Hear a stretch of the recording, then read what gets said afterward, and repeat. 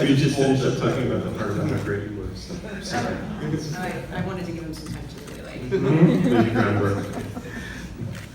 Yeah, no, I mean, I usually,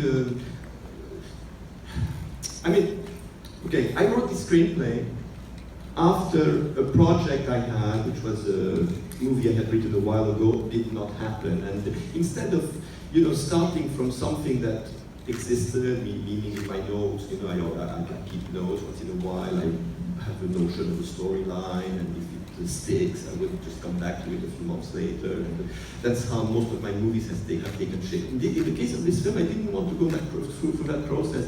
I said, what happened if I start from scratch? I start from zero, from nothing, from a white page, and what's the character that comes up? And the character that came up was Maureen. I mean, at least some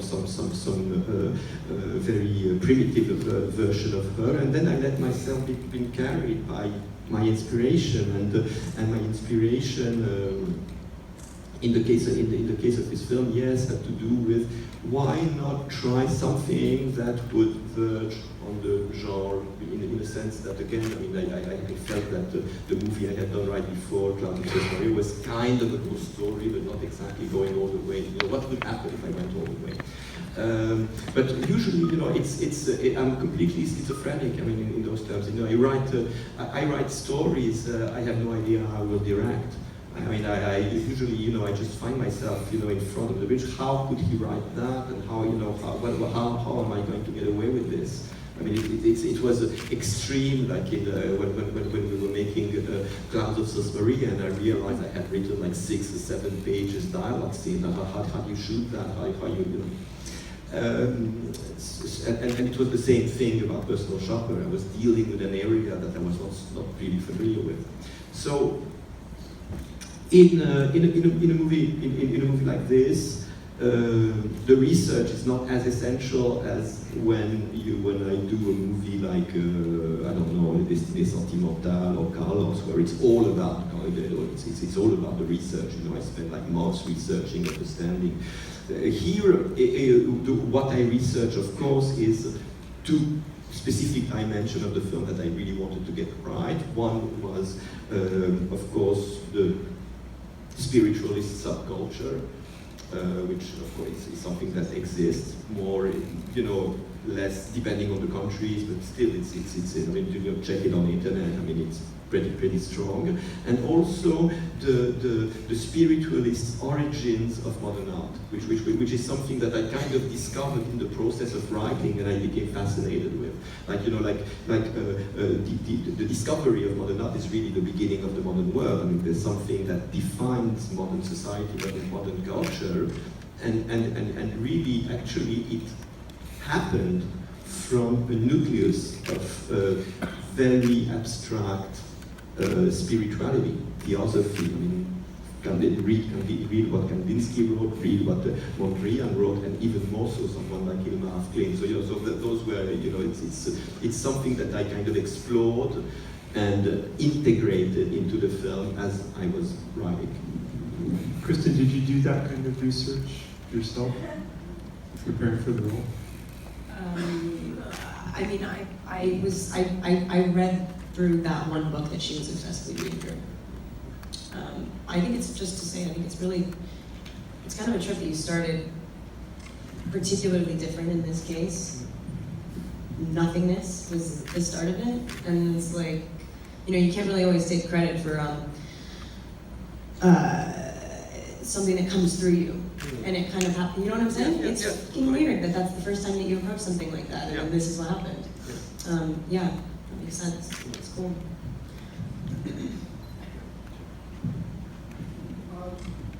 My question has to do with surveillance and stalking in the 21st century. You've always had politics somewhere in the core of your films, but now we have paranormal, and we have technology. And and you have the mysterious Garbo-esque persona of this wonderful actress on the screen, full of mystery, but being stalked and being surveilled in a way that all of us are today. So could you talk, both of you, a little bit about how you feel about what I've just said? Question for Olivier and Kristen about the modern 21st century surveillance culture and stalking and how their ideas on that in relation to the film. Yeah, it's funny because you have, I think that Maureen wants to be entirely invisible and at the same time really seen. And I think really struggles with that, and I think that that's pretty much everyone right now. It's like even the most out there people, I don't think that there can't be 100% true. And even the ones like, you know, I don't hide anything. I don't have any public social media things that I, you know, engage with, but I ultimately want to be seen. It's just that when you can't, it's weird. It's like you think we have more control over that now than we've ever had because we have it in our hands, but we have none. I don't know, like, I have this weird preoccupation with other people that is like so unbelievably distracting. Like not a whole lot of, you know, I feel like much cooler, productive, rad things would be happening. I mean, I sound ridiculous. I sound like really obvious and like, you know, everyone says this. I sound like an old person, but it's like we would be doing way cooler shit. It's so time consuming. But I don't feel, it's weird. There are two sides to each, you know, we stalk each other. I stalk people. I get stalked. We all are obsessively, you know what I mean? So it's weird. It's like, you know, the whole movie, she's struggling with a serious like identity crisis because she's two very separate versions of a person, and that's not a bad thing. It's just hard to sort of contend with as a, you know, younger person or something. And yeah, I don't know, but like, yeah, what do you think about the surveillance thing? It's no, I completely agree with what you just said. I mean, what I think is what is interesting in any art form, and especially in film, is more questioning reality rather than finding answers. And I think that questioning also means dealing with ambivalence, with dealing with contradiction. I think any kind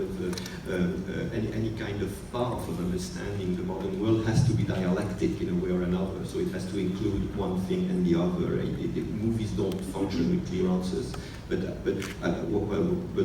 of course, where I agree with your question, and it certainly connects with the film, it's that certainly this notion of surveillance and how it's so strong and powerful in modern culture is one of the issues in the film, how we deal with it, you know. But it's again, I think it's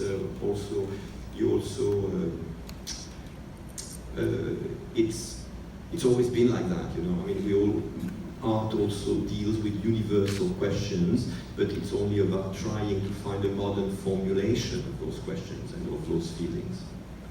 Also, you're totally alone when you're doing it, and it gives you this false like impression that you're connecting or something, or that like I think the only the base desire of it is to be like closer to other things, and so I can change myself to then get closer to other things, and I can do research to make sure that I do that properly, and I can like cultivate my taste based on knowing everything and how everyone is, and now I can be what I need to be to get close. But this literally, like, you know, like Maureen's interacting with something, whatever, on his phone, and it's some of the like the most like my heart started racing, like some of the sexiest shit I've done on screen. I'm alone, like, do you know what I mean? Like I was like, oh my god, and I was like, that is crazy. That's what people do all the time.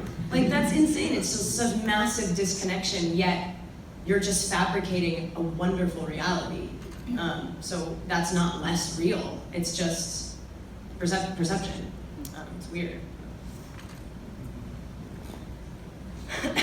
Yes. Kristen, hello. Could you break down your outfit? You're wearing a jacket, maybe a vest, pants, shoes. Do you have a personal shopper? Could you just sort of say where your ensemble came from, including the jewelry? Can Kristen break down her outfit, and does she have a personal shopper? Yeah. All right. Yeah, I do it myself.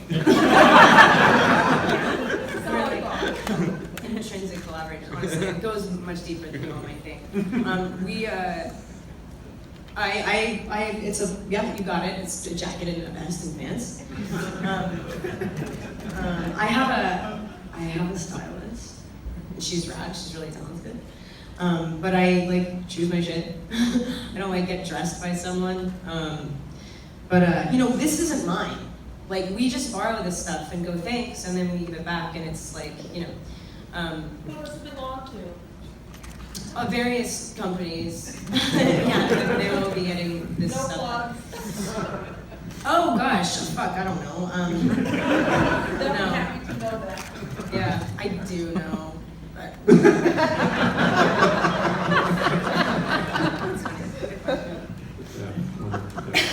I was wondering if either of you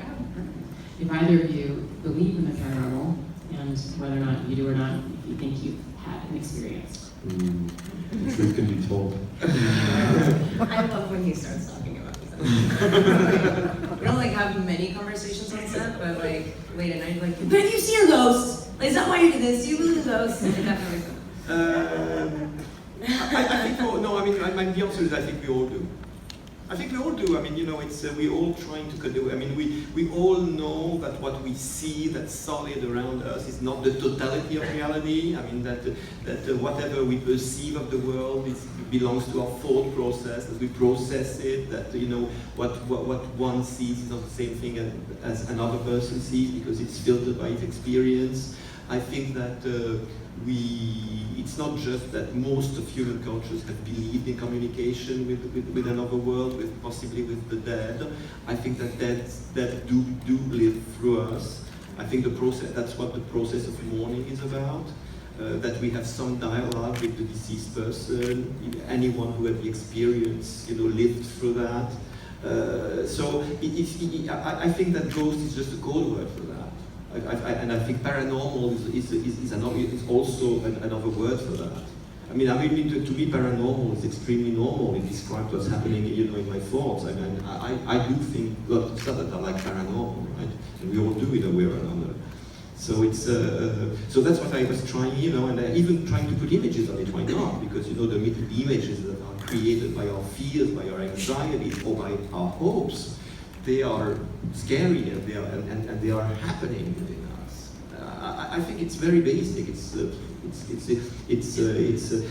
part of any life, and it could be or should be part of any story. Even movies that are normal, the way the viewer watches them brings in paranormal. I think. Kristen, do you have anything to add to that? I think he articulated that better than I would have heard. And I agree,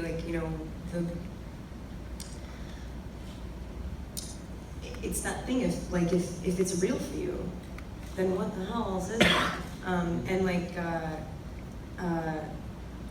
There's so much that we don't see that, we know to be true. And so, how could you apply it? You know what I mean? I think it's kind of self-protective, reduction of what it is by saying, do you believe in ghosts or not? Do you see them? Have they touched you? It's well, what else doesn't touch you that exists? I'm I